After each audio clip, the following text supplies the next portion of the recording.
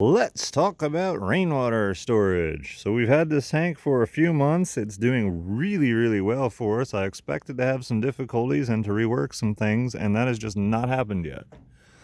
So let's start with the obvious. Gutter guards, because I got a lot of trees right here. And then we have a box essentially that collects from both downspouts, both sides of the building, and it has a screen on I don't know, not quite a 45-degree angle, and that will allow any extra debris to dribble out over the end while allowing the water to go in there. Then we have the first flush diverter. That essentially is a smaller diameter pipe that goes down here, goes through a couple elbows, and goes underground over there. And what that will do is allow the water to slowly drain out of it, but during a rainstorm it fills up and will then collect the dirtiest water, which comes off the rain first, and then once that's filled, then it can start pushing water into the tank itself. So that really works out well. We also use that as a bypass when the tank's full and I don't want to disturb the sediment layer and the culture of the tank. We just open that up and allow the water to just push through there. So once the first flush diverter is filled, those elbows, by the way, do keep the water from really going down and swirling and bringing a lot of the debris back up. It really just keeps it down there. So obviously once it's filled, we run through here, we go down in the top of the tank, and it's really hard to show inside, so I just built this little mock-up. But down in the bottom of the tank, we have that, and that basically softens the impact of the water when it goes in the tank. It goes all the way down.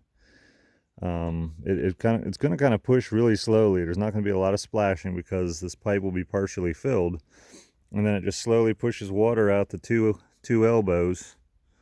Obviously that's a 4-inch pipe, same as what goes in, and that just allows the tank to slowly fill and not disturb a whole lot of it. Then with doing that, obviously towards the top of the tank it's fairly clean, but you can have stuff that ends up floating on top. And so this hose here, which is actually a garden hose, food grade, goes in there and it attaches to a float about 18 inches below the surface, and that's the water we pull directly, because that should be about the cleanest layer in there. And we have this 1/2-inch PVC pipe that sticks all the way up here. That's basically our gauge, so we can look at the tank at a glance and know how full it is. So yeah, then we just run this pipe goes in the building to the pump that we have there in a little heated box, and we just go ahead and pump from there. The other thing that we do, and we've talked some about, look back for some of our other videos, we treat our tank with lactobacteria. And what that is essentially a bacteria that outcompetes everything else. And you can make it with goat's milk, which is really awesome because we have goat's milk. So that allows us to basically know that yes, we have bacteria in the tank, but we know it's a healthy bacteria and it wants to outcompete the nasty bacteria that'll make you sick, along with other things that can grow in the water. It's really neat, and I'm really glad to be using that instead of bleach or other treatment options that folks do. So that's basically the run over of the tank. You can definitely do your research on a lot of these things, particularly if you look up culture of a water storage tank or culture of rainwater storage. You will find a lot of information of how that works. I don't really know so much the how it works, and I'm not really able to explain it well. I understand it well enough to do it and execute it quite well, apparently, because our water is beautiful. But most people just simply dump their water down in the tank and let it splash and swirl about and don't really think about it besides filtering. And there's a whole lot more besides just the initial filtration.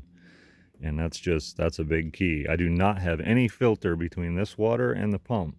And the water always comes out beautiful. I never get anything, and it's just simply because of the way it's designed, and you follow the principles and it works really well. So hopefully that answers everything that you're going to ask. Probably not. If you have any questions, leave them in the comments. I will definitely get to them, and if they're video worthy, I'll definitely try to take a video to explain it. So thank you.